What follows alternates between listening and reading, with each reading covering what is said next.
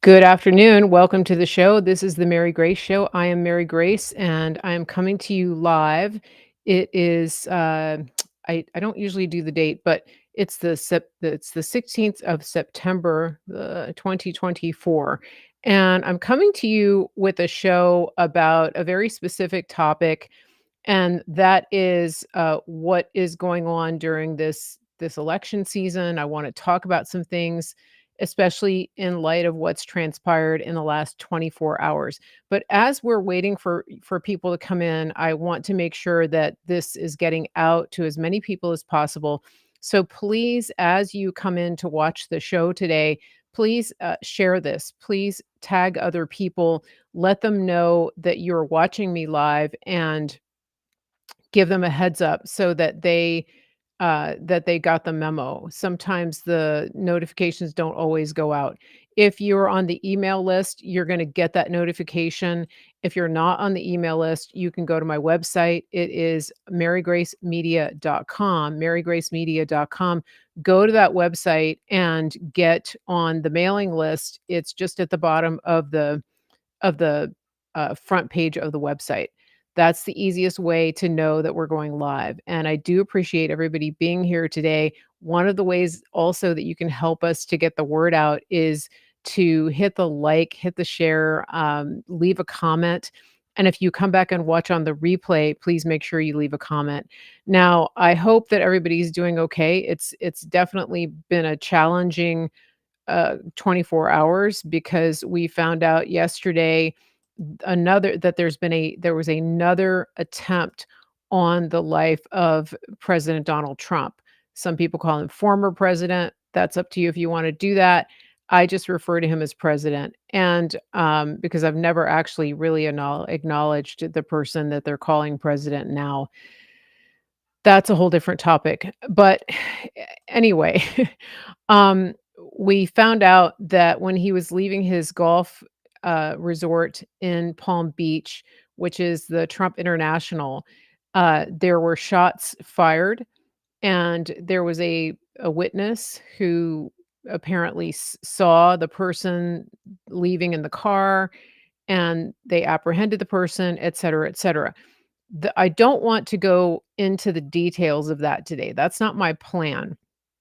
My plan today, and there are accounts that you can follow that are going into those details, and I encourage you to do that.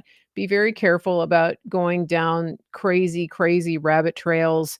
But I do know that there are some very good researchers online who are doing solid research. And what I mean by that is that they're going to the source material.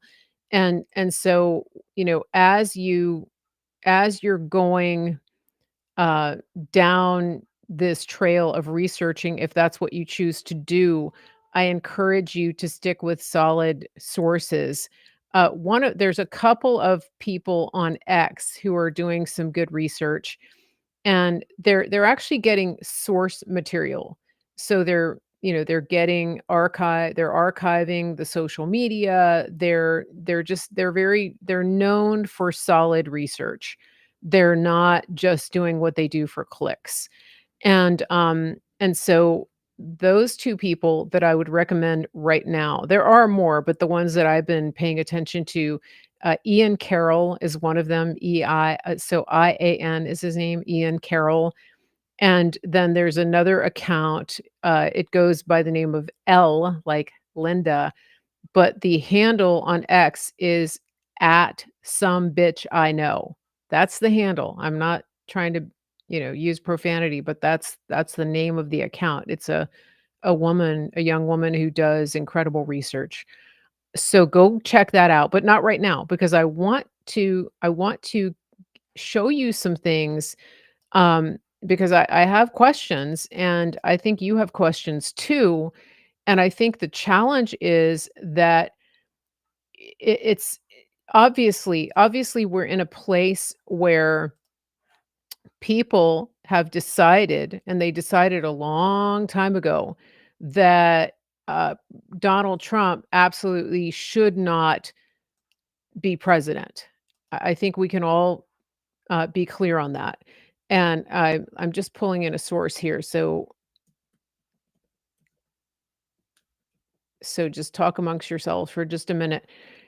So it's clear, it's established that, there is a worldwide order that is somehow on the brink of being upset to the point that they don't want you, um that they don't want him taking the place, right? They don't want him to come back. Uh, when he first ran for office in 2016, they both parties were against him, and that is a really important thing to think about because, when he first came on the scene, my thoughts were, "It's just another election. There's all these rich people, um, all these politicians that are just vying for another 4-year election, et cetera, et cetera." And then what happened was that both parties started to go against Donald Trump. And when that started to happen, that's what got my notice. I wasn't really paying attention to him before. He wasn't really on my radar as a serious person. I wasn't into reality TV. I really hadn't paid much attention to him. But it was that got my attention, that everybody in both parties was trying to discredit him and write him off, and the media was going after him. And so this is really a key. And what I'm gonna do today, I'm gonna bring in some clips. I'm gonna bring in some clips, uh, that I think will help you start to put together the logic behind what these people are doing. Now, as you look at this, one thing that I would say is that there's an element, well, the undercurrent of all of this, the undercurrent of all of it is that it's just plain evil. And that is something that I don't want you to forget. Um, you know, and when you think about the things that Trump says, when you think about his strength and you think about the anger that he has about what's been happening in our country, you've been told by a certain element that he shouldn't be angry, that he shouldn't be mean, that he should be nice, that everybody should play nice, that we should all get along, that there shouldn't be any mean tweets. And I have been defending him and his stance for a very long time because we have seen historically, throughout history and all through the Bible, that God doesn't call for getting along with everybody in the face of evil. And I'm gonna say that again. God doesn't tell people, his people, that you have to get along with everybody and that you have to be nice to everybody in the face of evil.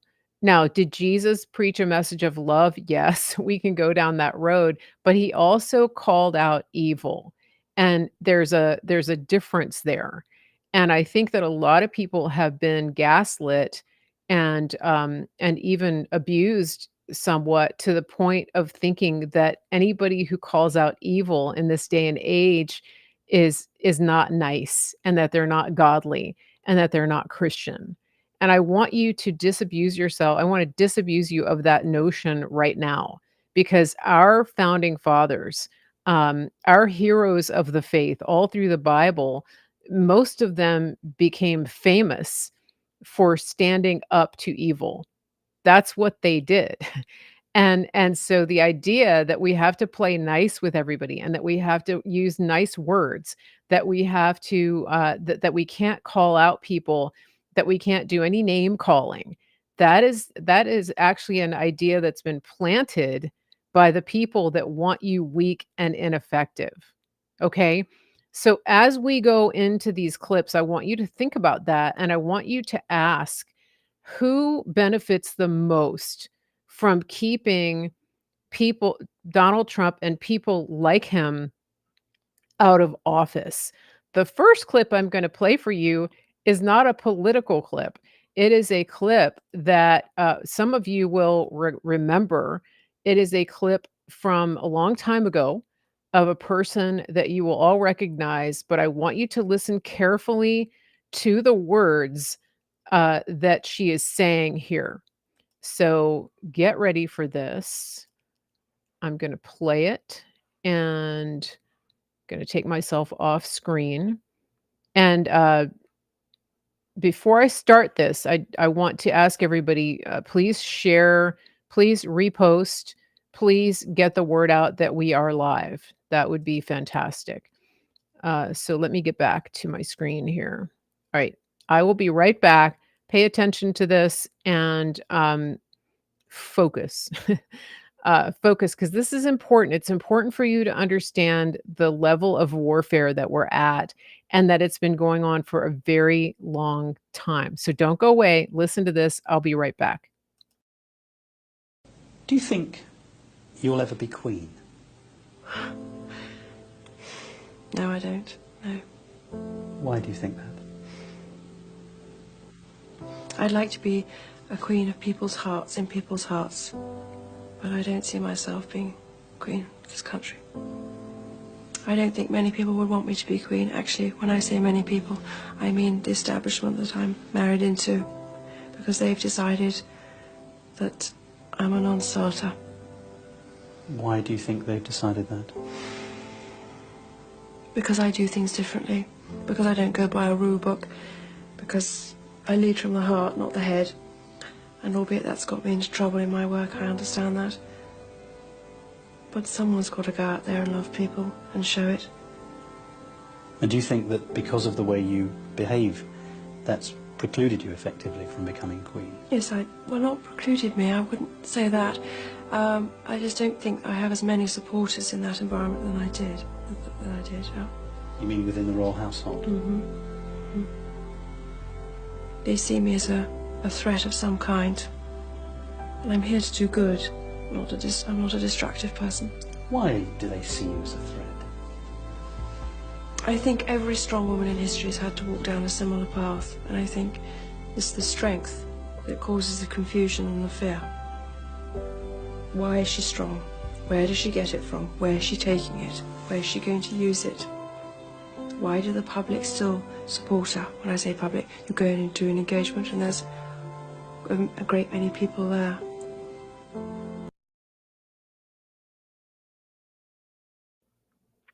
Okay, so I I I think that clip speaks for itself, but the things that I want to draw attention to from that, of course, if in case you were not aware, maybe you're not from that generation, but that was Princess Diana, and, she was doing an interview talking about why the royal family turned on her, or why she perceived that they did, and the thing about it really is when we first heard that interview, I think years ago, um, it was kinda shocking even then, but hearing it now, um, hearing the things that she said about the establishment and thinking about what you know about the world order, the order of things, um, doesn't it make a lot more sense now that what she was saying?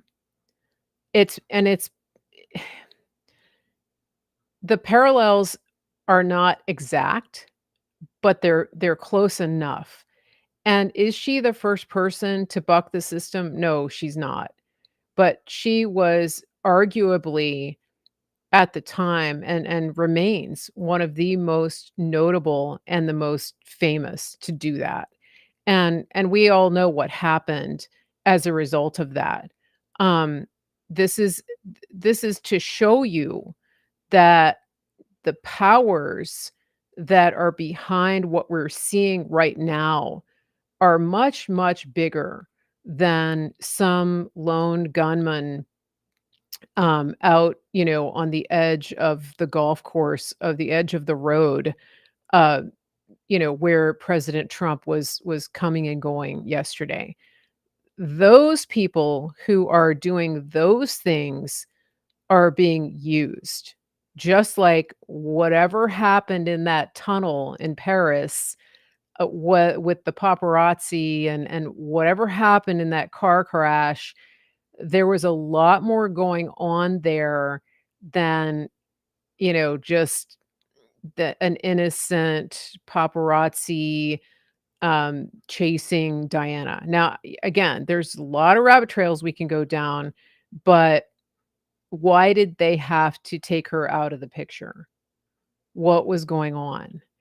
And now let's come to present day.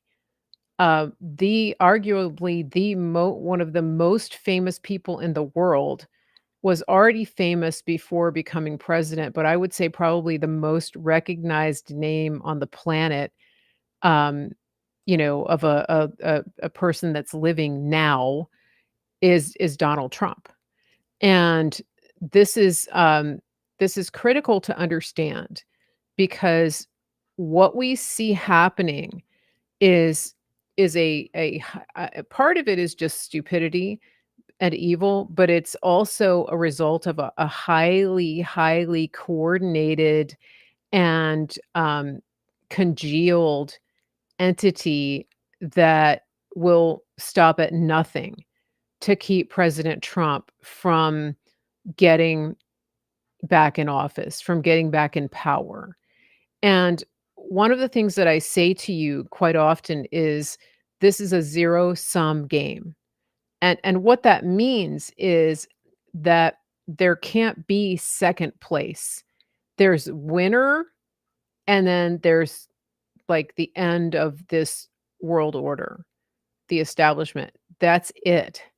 And the people that have been involved in making this happen, and in all of the lawfare against him, and in the lies and the rhetoric and all of these things, they know that their days are numbered. They know that there's coming a time when, because President Trump has made it clear that the rule of law will be used to bring these people to justice.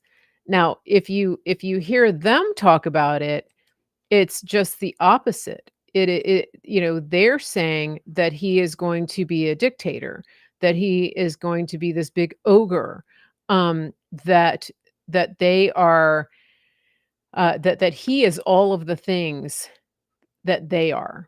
And this is a common tactic that they use. You accuse your enemy of doing the things that you're actually doing. And we've learned about this over the last several years. Think about how much you've learned in the past 9 years since watching what happened when President Trump came down that escalator. So many of you weren't awake at the time. A lot of you already were, and you had some ideas, but I would venture to say that a lot of what you knew at the time has come full circle, and that it's become more distilled in your mind. Okay, and so um, this is amazing, actually, that we are witness to this time in history, to be able to see these things and to have an understanding of what's actually going on, and to look back at at what's happened over the last many years in this country, with the wars, with the military industrial complex, with the food, with the pharma. It starts to make sense to see how they've degraded our population, how they've watered down Western civilization, how much is going on that is meant to dismantle Western civilization. It's very interesting, isn't it? But one of the things to remember is that regardless of what happens to this country, regardless of what happens to the UK, regardless of what happens to the EU, the people in power, the ultra wealthy elites who are behind all of this, they stay at a level that's insulated from all of it. And and that's why, when people ask, don't they care what happens to the people? They actually don't. Because when you think about Marie Antoinette saying, "Just let them eat cake," that's the mindset that these people have.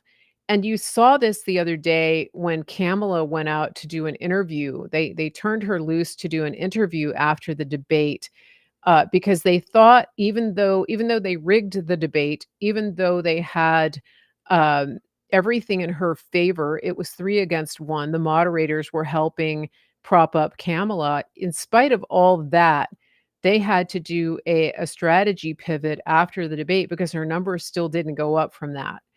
And so they sent her out to do an interview. And in the interview, when she was asked specifically how she was going to help the middle class, what policies she would put into place, how she would lower prices and help the common people, um, she started talking about how everybody that she knew growing up had nice lawns and that people cared about their lawns. And guys, that is the essence of an out of touch elite who has no idea how regular people survive. Um, First of all, she's not middle class.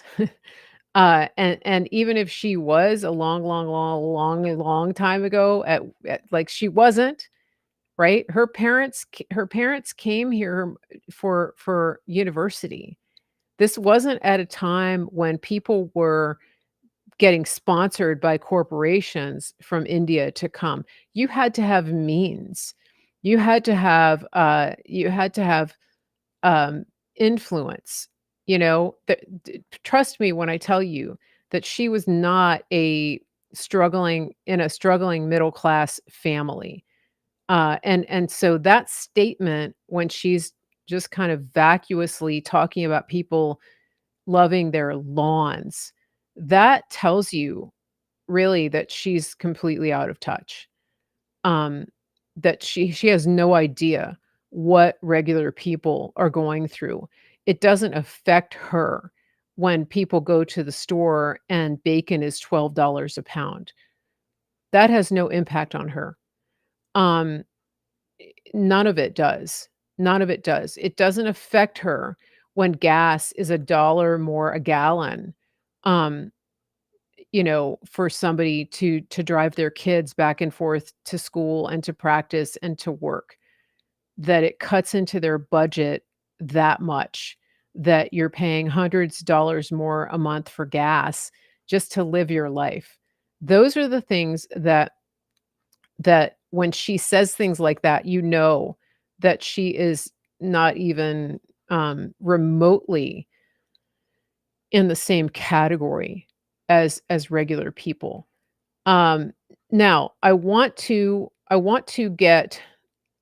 wanna make one comment about this because I imagine some people are saying, "What, and you think Donald Trump does get it? I mean, look at him. He's driving around in a limousine. He lives in a multi-million dollar mansion. He has homes all over the world."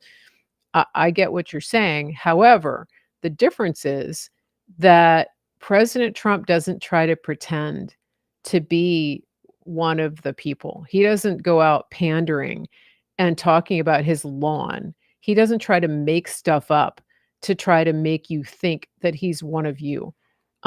He recognizes and understands that he's wealthy, but he also uh, he also has empathy for people because he's been out actually on the campaign trail and he's seen people and the way that they're living. And he talks about this, especially in the first campaign, because what was happening at that time when he was still, Donald Trump of The Apprentice, he talks about going up. He talks about people coming up to him and they weren't really coming up to get his autograph or things like that. They were coming up to thank him for running because they felt like they finally had somebody who was listening to the voice of the people. And that's the thing about President Trump that I think is so, uh, appealing to people because even though he's a billionaire, there's a reason they call him the blue collar billionaire. First of all, he made his own money. He wasn't born into a trust fund. And he also made his own kids work. People will say that they're born into privilege, et cetera, um, but they all work. You notice that they all work. And, Don Jr. talks about this. Um, he talks about, being working on the construction site. Eric Trump runs the Trump organization. He works every single day. He's a very busy guy. They're not out there just sitting and resting on the laurels of the wealth that their daddy built. That's not the way they are, and they certainly aren't throwing it away on hookers and blow.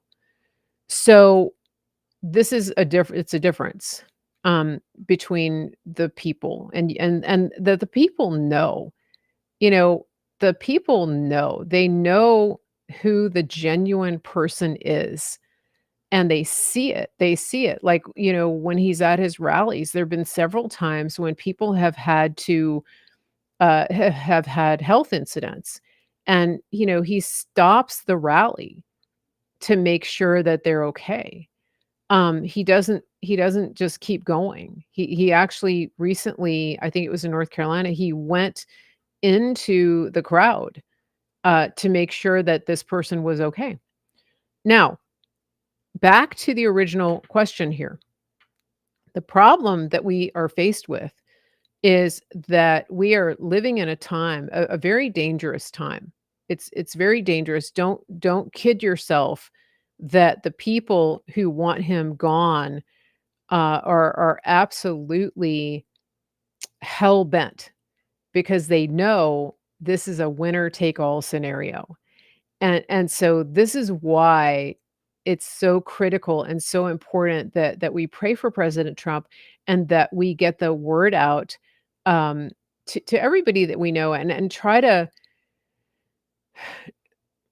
pray for the people that are on the middle of the road or the people that you think are, offended by him, right? Not the severe TDS people who've been so badly programmed by the media that they'll never ever come back.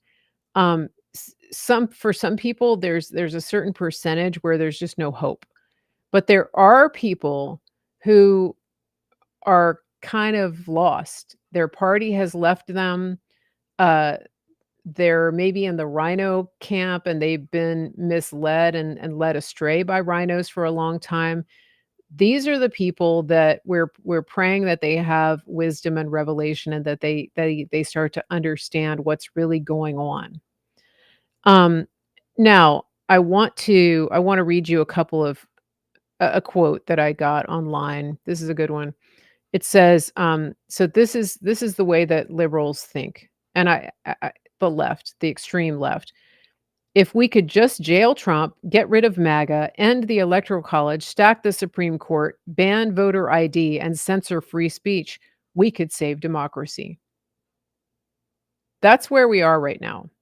But it's worse than that because it is being reported that the FBI field director in the Palm Beach area is such a rabid, never Trump, anti Trump, TDS infected monster that he was told before he was put into that position to scrub his social media so that no one would be able to find those posts that he put up. This was a man who was working for the government, who was being paid with taxpayer money, who was so anti-Trump that the FBI director and his superiors told him that he had to scrub his social media before he could be promoted to that position.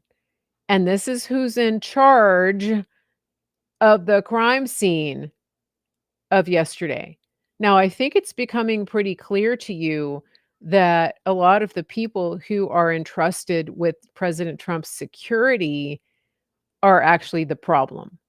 And I posted on Facebook yesterday a quote from this is something that Chad Pergram put up. He's a good reporter, and he's quoting GOP Florida Representative Waltz. This is what he says. So this is Waltz appeared on Fox News, and this is a quote from Representative Waltz.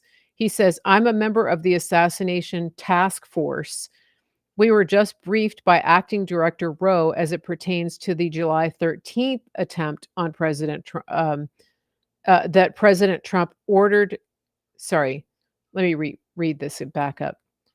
"We were just briefed by Acting Director Rowe as it pertains to the July 13th assassination attempt that President Trump ordered that President." I got to read this again. I'm multitasking. Apologies. President Biden ordered that former President Trump and Kamala Harris have the same level of protection that a current President Biden does. So this is standard protocol. When you have the nominee for president, their security is beefed up. Their Secret Service security is beefed up. But this is what he goes on to say. "But I'm hearing from agents already that have told me that if it was true, if that was being implemented, you would have had a much larger presence from the Secret Service around that golf course." This is a quote from TV, so it's kind of hard to read. The point is that if the security that is supposed to be in place for President Trump were implemented, there would have been a much larger presence around the golf course when President Trump was playing golf. The other thing that I want to point out is that I just read before I went live, it was being reported that President Trump's golf outing was not on the schedule.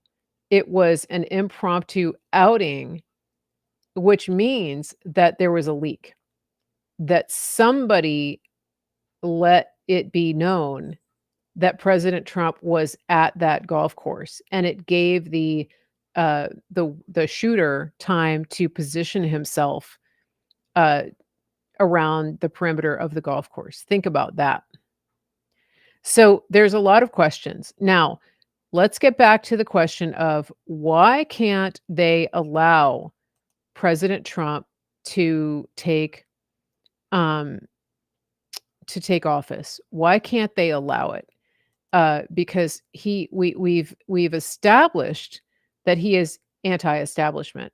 I played the clip earlier of Diana acknowledging and pointing out that this is how they feel about her at the time, and we saw what happened to her. We've seen what they've done to all of these people that have bucked the system.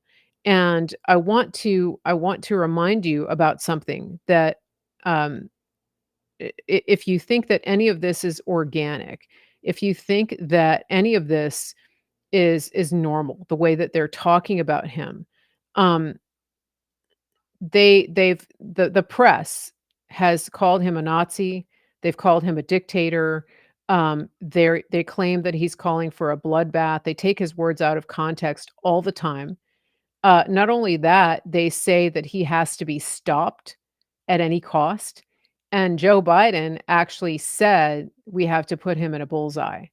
These are actual words that have come out of the mouths of his opponents.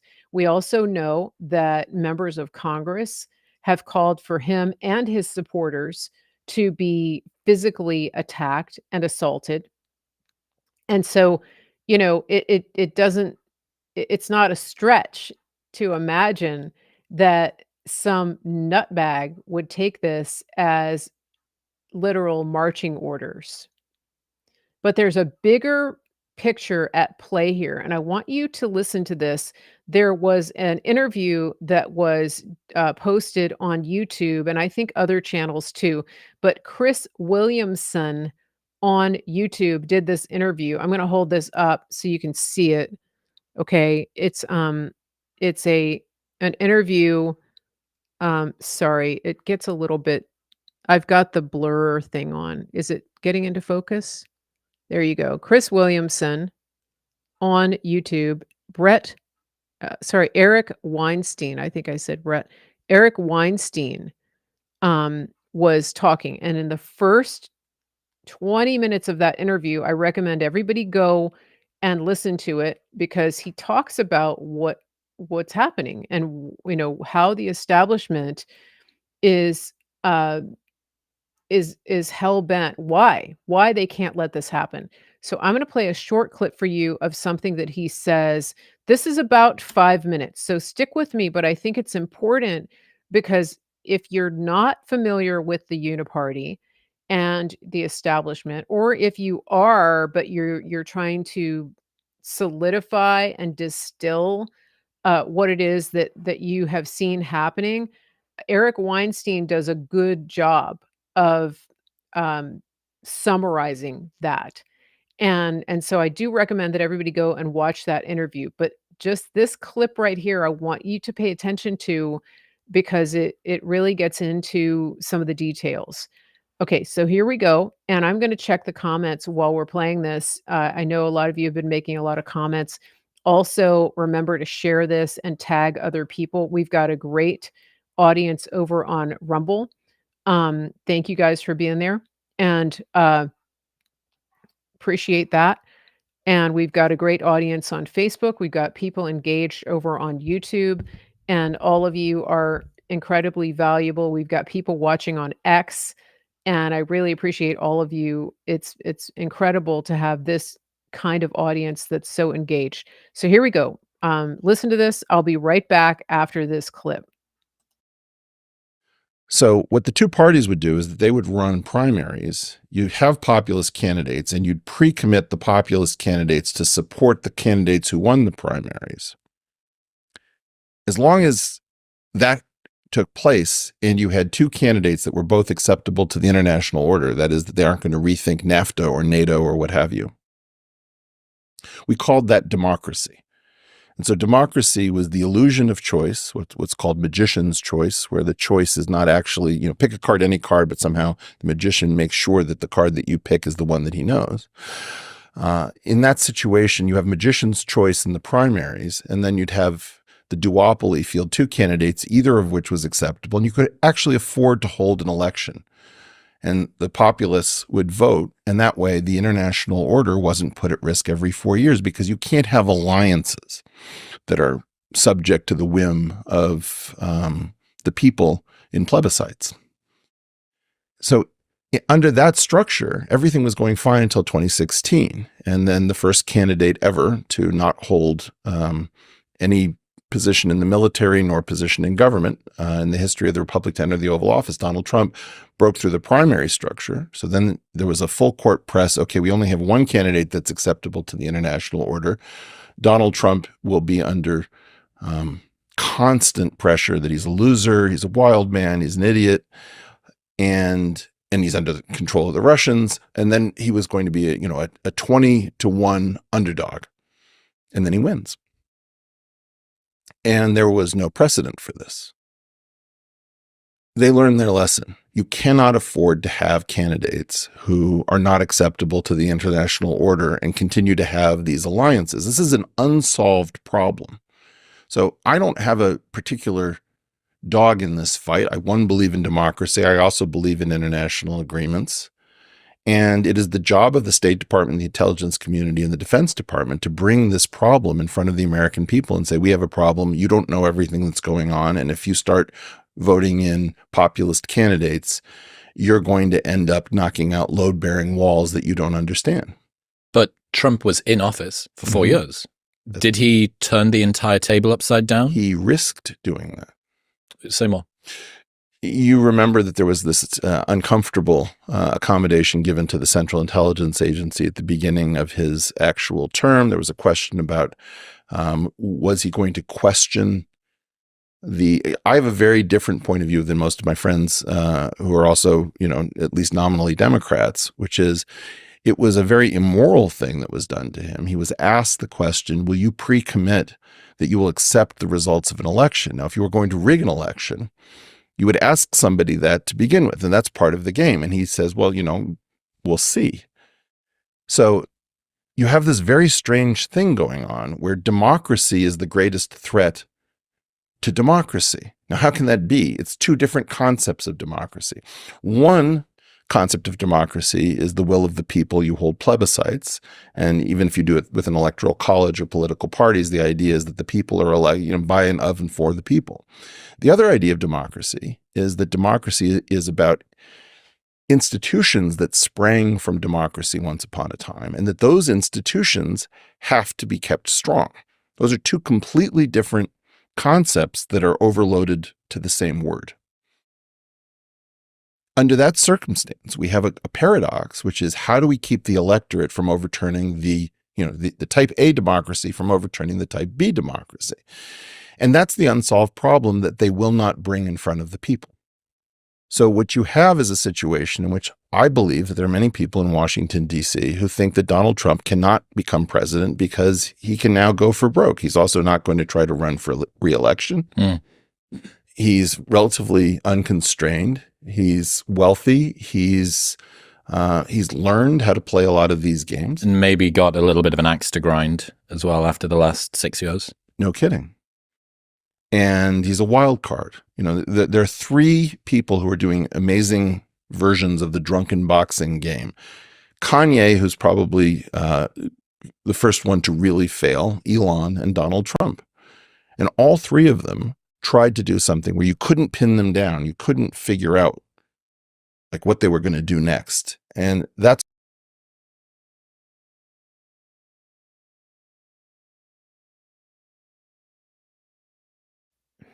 Okay, really interesting.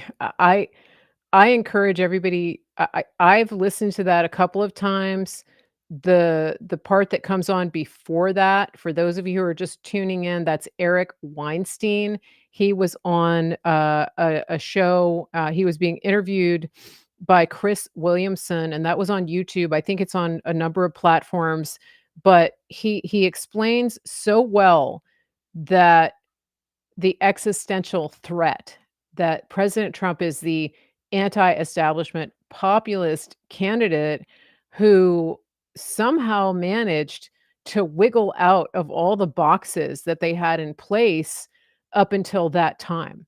Up until the time that President Trump won against all odds. He won the primary, and he won the general election in 2016. Up until that time, there had not been any credible threat to the order, to the established order, because they all decided who was the most manageable, who was the most controllable that they were going to allow to hold office. And this is really critical to understand if you haven't gotten this concept before. If this is your first time coming across this idea, it may be rocking your world. It may be breaking your paradigm in a way and challenging you in a way that's making you mad.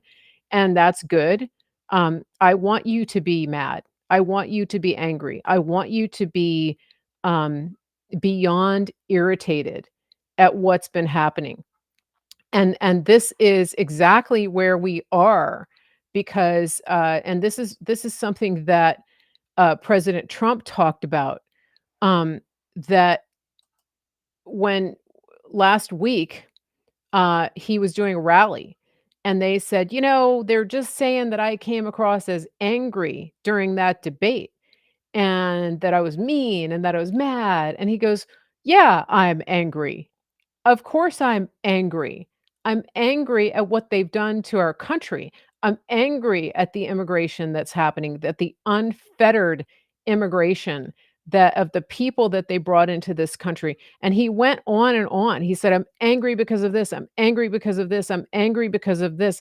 And the thing is, I want you to understand something, that for President Trump to be angry, his anger is an existential threat to the establishment because President Trump personally is not really affected by what they're doing.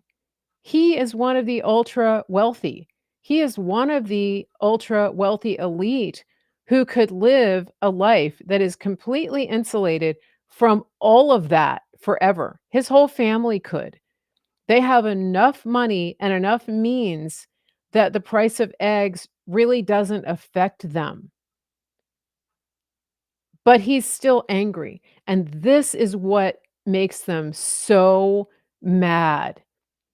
Just like in the clip that I showed you with Diana, where she said, somebody has to love the people.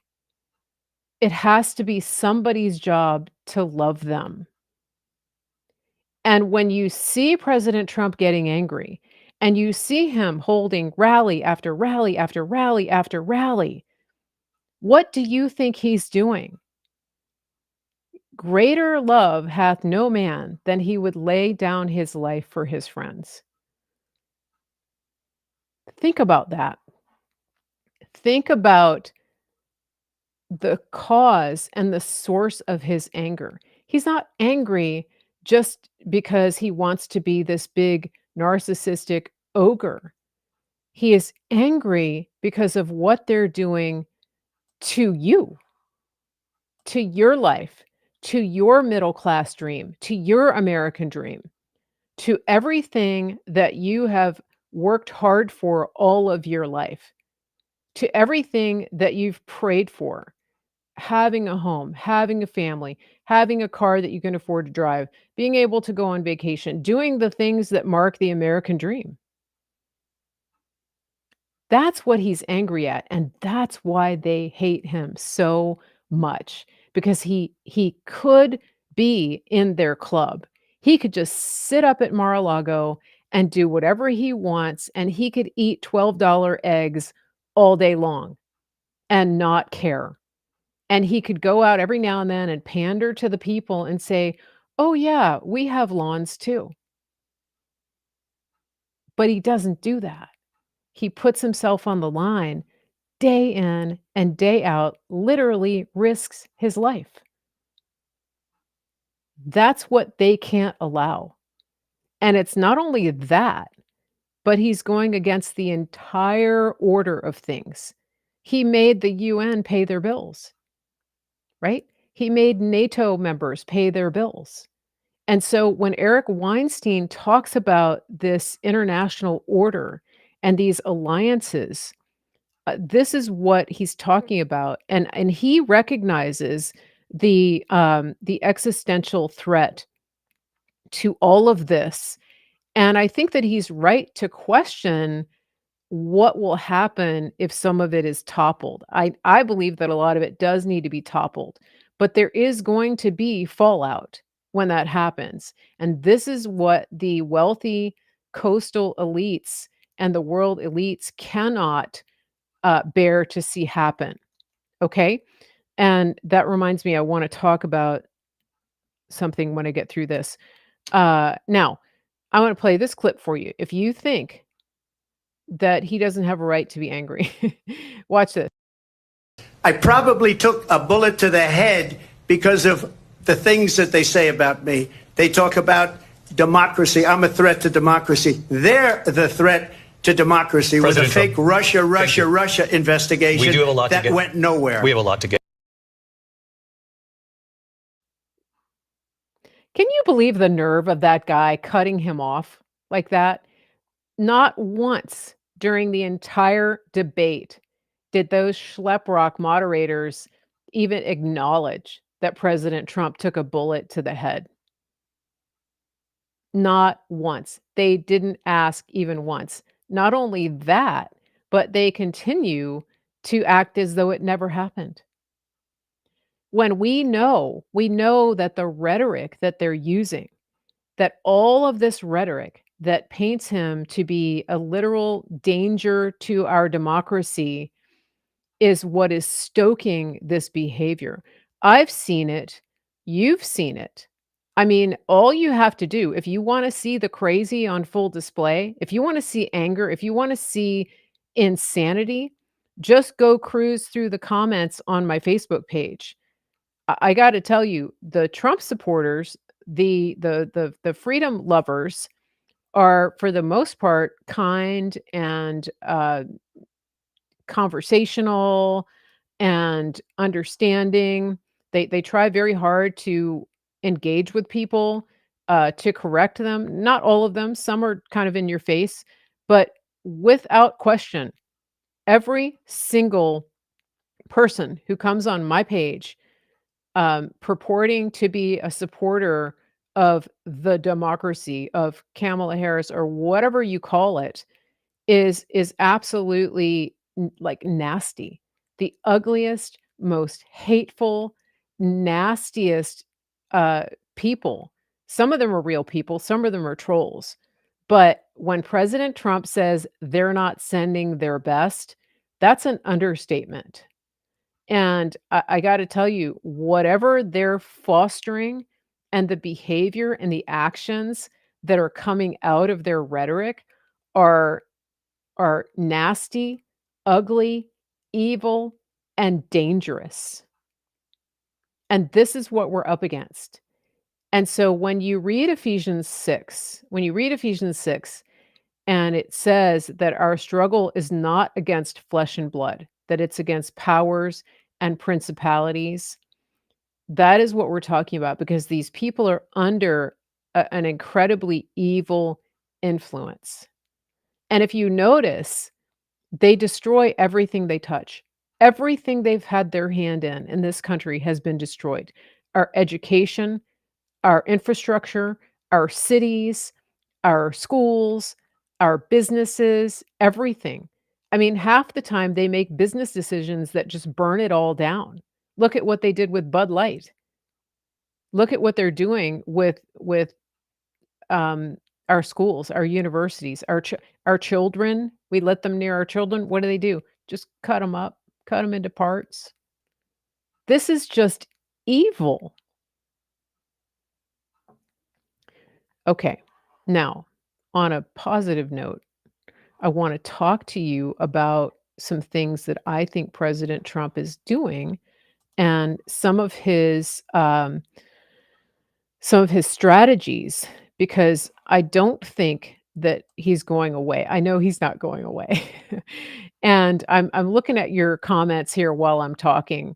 Let me take a little break. I'm going to take a little break and give you a chance to see some of our sponsors here. Today's show is being sponsored by our friends over at griddownchowdown.com.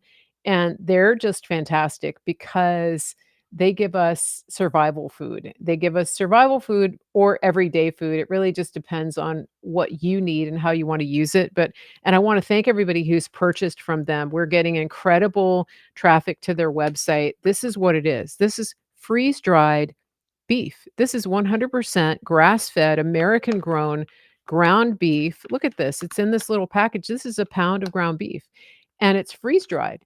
So if your power goes out, if you don't have a freezer, if you don't have room to store a lot of food, if you don't have access to buying a share in a cow or whatever it is, this is for you. Go to griddownchowdown.com and buy this. Not only that, when you do purchase from them, you can get this, you can do a monthly subscription. They have a 3-pound pack that is easy to use. When you buy from them, you are helping American farmers escape the tentacles of the hedge funds, of the BlackRocks and the Cargills and the other entities that want to take American farmland away. Watch this adorable commercial of this farmer. Our friends out in Oklahoma are working directly with the farmer. Griddownchowdown.com. Check this out and please support them. Do a little bit every month and stockpile it so that if things go crazy, you have real food to eat. All you need to do is add clean water. Here we go. This is my brother, and I'm Nace, and we're at the Grid Down Chowdown, and this is Larry, who is a local rancher that we've partnered with. Now, Larry, you've been ranching for over 4 generations, is that correct? That's correct. I'm 3rd generation, my son's 4th generation, and I've got some grandkids that are 5th generation. Yeah, that's awesome. We've been here for quite a while, yeah. All right, now, Larry, your cattle is grass-fed, grass-finished. and pasture raised just like God intended them to be. Yes, because I want to know what's in that animal, Right. what it's been fed. And so the only way to do that is for us to keep it all natural, just like God has done it for years and years and years, thousands of years. How has partnering up with us helped you in your ranch? Well, it's allowed us to develop a market that we didn't have before, one that can get directly to the consumer, and that's great. And just remember, more importantly, with every package that you buy, we put a salvation track in there. So from the bottom of our hearts, we thank you for allowing us to do what we believe that God has us here to do. And just remember, God loves you. He really does. Amen. Go to griddownchowdown.com and use promo code Mary Grace. I love that little farmer. I hope I get to meet him next time I go to Oklahoma because it's amazing what they're doing. So, and I noticed some of you are scanning the QR code there. Please make sure that you use the referral code Mary Grace. Tell them that I sent you because when you partner with these companies and you purchase from them, it helps us directly. We get a check of a percentage of everything that you buy from them. And so it's really important that you tell them Mary Grace referred you. Griddownchowdown.com is the company, and they're right in Oklahoma. Okay, now I wanted to just check in with you guys and I want to get a vibe check. Let me look over here on Rumble and see how people are doing. On Rumble, please, on Rumble, exit the chat for just a second and go to the video. Go under the video. You'll see a little thumbs up or thumbs down option. I want you to please hit the thumbs up and let us know that you like this video. When you do that, we've got 162 people watching, but we only have 25 thumbs up. So the rest of you, please take a minute to hit that thumbs up. When you do that, it helps to get this video up in the feed so that more people will see it on Rumble. So please do that. And let's see. On Facebook, same thing. Hit the hearts, hit the likes. On YouTube, subscribe to the channel. Please make sure you're doing that everywhere that you are watching. We really appreciate it. Okay, now I said that I was going to talk to you about some positive things, and I am going to do that. I know I've had my really serious face on, and it is serious. It's very serious, but I wanted to give you a glimpse into what I think is one of the strategies that President Trump is implementing. I love the way that he does things because he is very strategic. And if you notice, recently he's been talking about taxes. How many of you have noticed that he's been talking about taxes? Put in the chat for me what you've heard him say about taxes. I want to see if people are picking up on what it is that he's saying. He started by saying, we're going to end taxation on Social Security income. I never understood why that was being taxed. I don't agree with income tax anyway, to begin with. Okay, so end the tax on Social Security. What did he say next? What was the next thing that he said he wants to stop taxing? Anybody know? Anybody remember? Yes, Kathy in Facebook for the win. No tax on tips. Now, there's another one that he just floated. And by the way, Kamala is so unoriginal that she came out and said, "Hey, we're not going to tax tips." All right. So now he's coming out and saying, not only that, we want to put an end to tax on overtime. My Facebook people are winning the comments today. Come on, Rumble. Let's see some comments over here. There's going to be no tax. He wants no tax on Social Security, no tax on tips, no tax on overtime. Now, I ask you, what's left? What's next?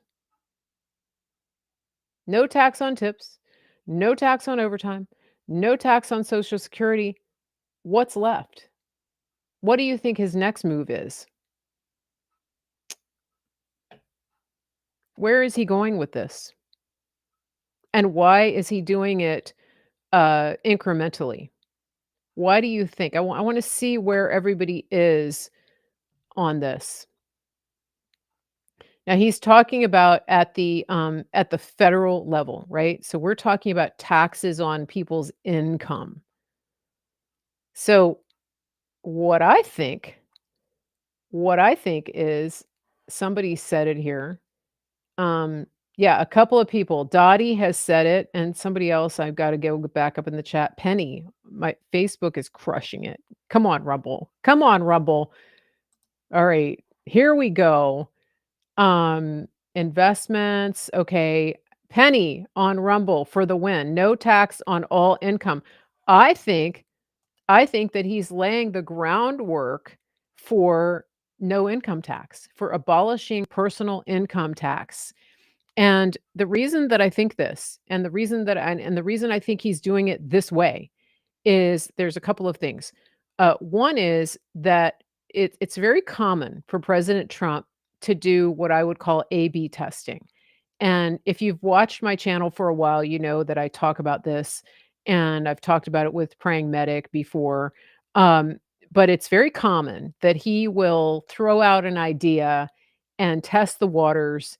He wants to see what the people think of it. He wants to see what the establishment thinks of it. He wants to get the lay of the land. And he doesn't like paying for surveys because he knows they're only so accurate. And so he actually just does it himself. And he throws out these ideas. And you notice that he threw out the no tax on tips when he was in Vegas. Why would he do it there? Well, because half the people there work, they get tips. They're in the service industry. And he owns hotels, so he understands that. He understands where people are with regard to this, that it's a critical, vital part of their income. But let's take it to the next level, which is why not income tax in general? It's not even lawful. And it was implemented under a socialist regime. And it never should have been put in place in the first place. And so when he does things like this, like pay attention, because there's always a method behind what he's doing. There's always a play with the way that he puts ideas out there. And a lot of it has to do with really wanting to see the people's responses. And I will give you guys a little tip, and that is that he actually pays attention to comments. If you're on Truth Social and you're commenting on his posts, if you're on X, I don't know if he's watching X, but I'm pretty sure he's watching Truth Social. And, he pays attention to those things. And he's listening because he really wants to hear what the people are thinking. And so the other reason that he floats things out like this in increments is that he needs to get buy-in from many, many, many, many places. It's not just what the people want, because the people are represented allegedly in Washington by members of Congress.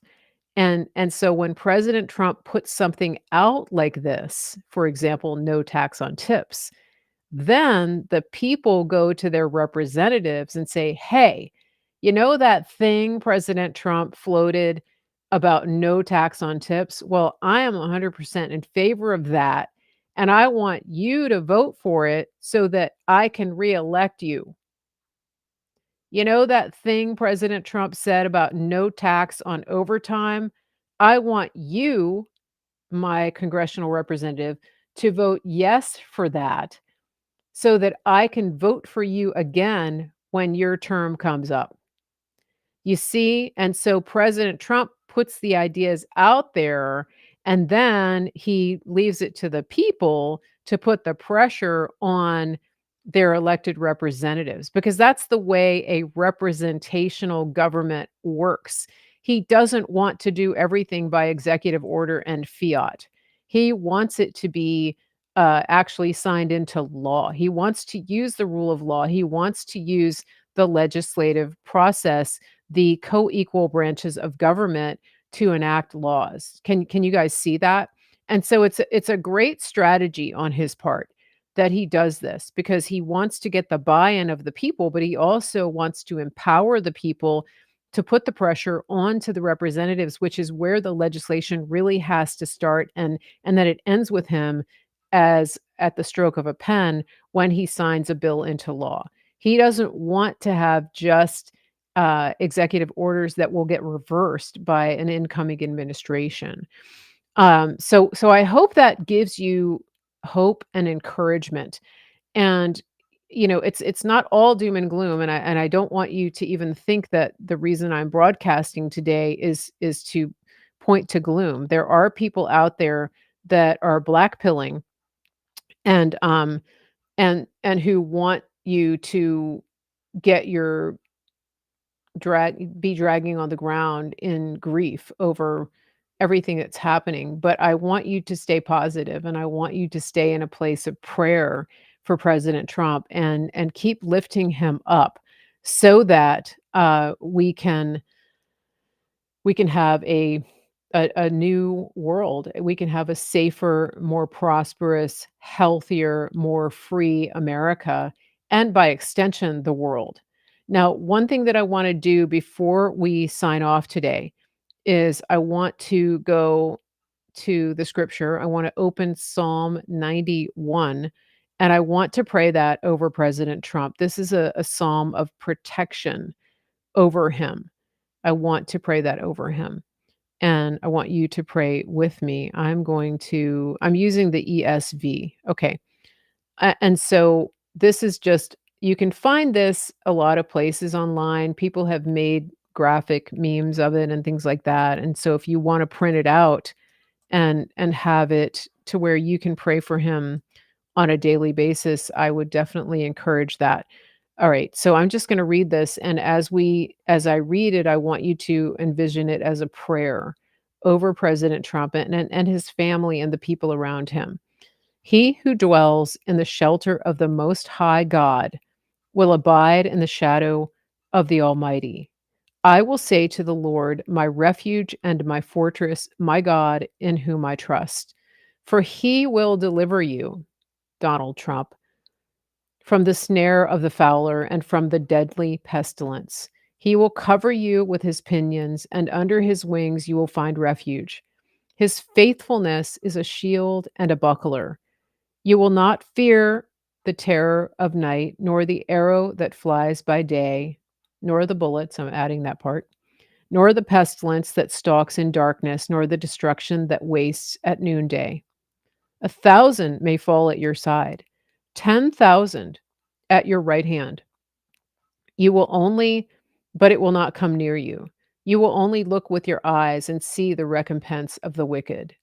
Because you have made the Lord your dwelling place, the Most High, who is my refuge. No evil shall be allowed to befall you, no plague come near your tent. For he will command his angels concerning you to guard you in all your ways. On their hands they will bear you up, lest you strike your foot against a stone. You will tread on the lion and the adder, the young lion and the serpent you will trample underfoot. Because he holds fast to me in love, I will deliver him. I will protect him because he knows my name. When he calls me, I will answer him. I will be with him in trouble. I will rescue him and honor him. With long life, I will satisfy him and show him my salvation. This is a beautiful prayer. It's a beautiful psalm, and a lot of people use it for prayer. Amen. And I encourage you, pray it over your family, pray it over President Trump, pray it over this nation. And one thing that I will say about that, about our nation in general, is that it is really important that the people of this nation be very intentional about making God the Lord. And that may mean for you tearing down some idols, tearing down things that have gotten in the way of you being devoted to God and that have have stopped God's blessing and have been a roadblock to God's blessing in your life, in your family, and in this nation. There's a lot that's in the way that's blocking God from blessing this nation the way that we believe could be. And I want to end on that because I want people to understand. Um, and if you're not sure how this works, I would recommend that you go to the book of Judges, start there, the first 6 to 8, 9 chapters, and see what was happening with Israel every time they erected idols and every time they went after the false gods of other nations. That was when things completely fell apart.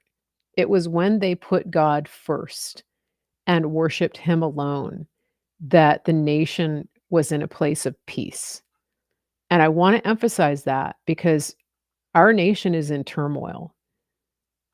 And it's because not because God is judging us, but because the things that we are doing and the things that we have allowed in and the things that we have prioritized have blocked the blessings and the goodness of God. Because no man can serve two masters. So, what is it that our country has prioritized? What is it that you have prioritized? You can't have both. You can't live under the peace and blessing and prosperity of God if you are chasing other gods and if you're serving and prioritizing the idols and the gods of other nations and other ways. You can't do it. They can't. There's no such thing as coexist. So really want to emphasize that. My chat has gone quiet on both of my channels. I think that people are maybe just listening. I hope that we're still on air. But that being said, this is it. I'm going to sign off here. I'm going to leave you with one more commercial from one of our sponsors. This time, I want you to check out our friend Mike Lindell over at My Pillow. You can get all kinds of great deals at mypillow.com. Promo code Mary Grace. I'm going to show that in just a minute. But I just remembered. I want to remind everybody that we have a wellness store. You can buy anything, any supplement that you're buying online or from a big box store, go over to my wellness store. It's on my website. You can click directly from the website, or you can go here from the QR code.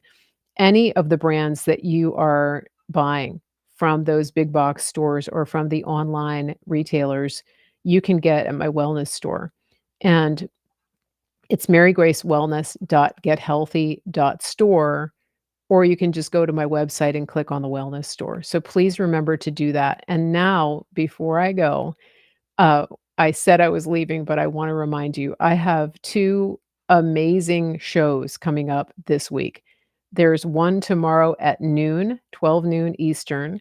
That is going to be with one of the good friends of the Mary Grace Show. And then we have a show coming up on Saturday at 1 p.m. Eastern. And that is going to be another one of your very favorite people tomorrow at noon and Saturday at 1 p.m. Please mark your calendars. You're not going to want to miss these. That being said, I'm going to sign off. Make sure you're following the channel. Follow Mary Grace Media. If you can't find me on the platform that you really want to watch on, go to marygracemedia.com and just go down and click and follow me on whatever platform you like. I will tell you that some of these mainstream platforms that are run by the very people that we've been talking about, there's no guarantee that you're going to find me there. So I do recommend that you get on my mailing list, go to marygracemedia.com, get on that email list so that you can make sure that you get notifications wherever I'm live. And then I also recommend that you go to the free speech platforms that are going to keep us playing and on air regardless of what happens. Right now, if I say the names of them, I actually get downgraded. So go to my website. I think you can figure out the two platforms that there's actually three that are the most free speech oriented, and just go ahead and follow me on those. There's an R one, there's a one with that used to be a bird, and there's one that starts with a G. That's all I can say about that. So I will see you back here very soon. Thank you again, everybody, for being here. Thank you for everybody for being in the chat. I really appreciate it. Please, please, when you come back, please leave a comment, because that helps to get the show up in the feed on whatever platform you're watching on.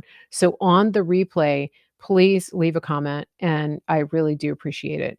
So that's it for today, and I will see you back here tomorrow, right here on this channel, Mary Grace Media, for the Mary Grace Show. Everybody have a wonderful day. Listen, we're finally bringing the most requested offer ever. Get the queen size premium MyPillow, now only $19.98.